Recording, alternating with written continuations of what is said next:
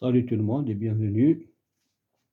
Aujourd'hui, je vais vous montrer comment détester la phase et le neutre et le retour. Étant donné ici, j'ai un interrupteur qui commande cette lampe et juste dessus, nous avons une prise de courant. Donc, c'est pour ça qu'on a besoin d'une phase, d'un neutre et d'un retour. Donc, la phase, il va communiquer entre l'interrupteur qui commande la lampe et la prise.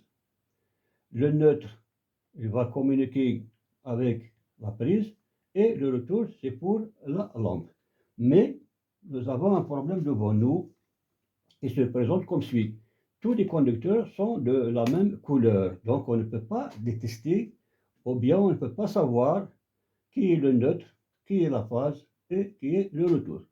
Donc, c'est pour ça que je vous mets cette petite vidéo, juste pour vous montrer comment détester ou bien comment détecter ces trois fils.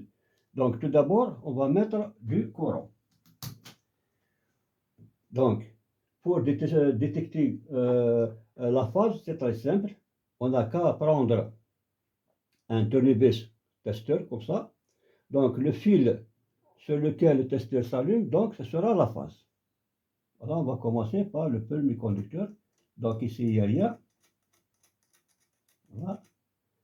Ici, donc ici, le testeur s'allume, donc c'est la phase. Ici, il n'y a rien.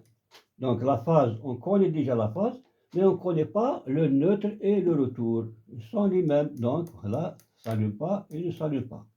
Donc, pour savoir qui est la phase ou bien le neutre, on n'a qu'à prendre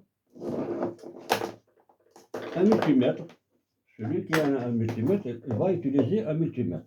Vous allez le mettre sur votre mètre et on va essayer de tester. Donc, on connaît déjà la phase.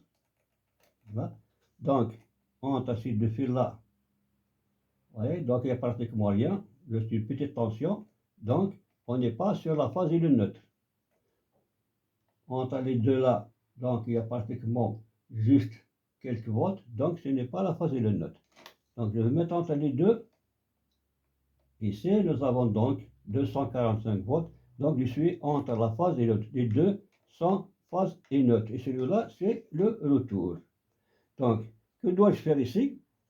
Donc, je connais le retour, je connais la phase et je connais le neutre. Donc, le neutre, je vais le mettre directement vers la prise. Le retour sur l'une des bornes de l'interrupteur qui commande la lampe. Et la phase, je vais la chanter entre l'interrupteur et la prise. Donc, c'est de cette façon-là qu'on peut détecter la phase et le neutre. Donc, celui qui n'a pas de multimètre, donc il peut utiliser la lampe. Donc, on va mettre la lampe à sa place. Voilà.